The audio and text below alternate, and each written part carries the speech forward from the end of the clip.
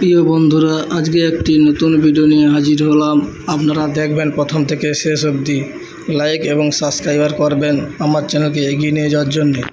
আজকের যে নতুন বিষয়, রোজভ্যালি একটি সুবর্ণ সুযোগ দিতে চলেছে, সেই বিষয়ে আলোচনা। চলতি বছর লোকসভা নির্বাচনের সময় বাংলার একাধিকবার ভোট প্রচারে এসেছিলেন প্রধানমন্ত্রী নরেন্দ্র মোদী। আর সেই সময় সবাই তিনি উল্লেখযোগ্যভাবে প্রতিশ্রুতি দিয়েছিলেন বাংলার জনগণকে।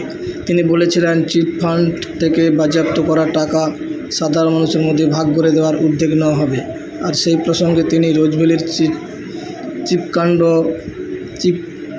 ফান্ড কাণ্ডে পশ্চিমবঙ্গে ঘটা দুর্নীতিগুলির মধ্যে ছিল অন্যতম।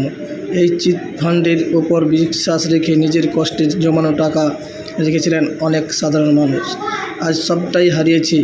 অনেকে প্রায় লক্ষ লক্ষ টাকা জমা করা হয়েছিল এই সংস্থায়, কিন্তু রাতারাতি মাথায় হাত পড়ে যায় তাদের। Chit fund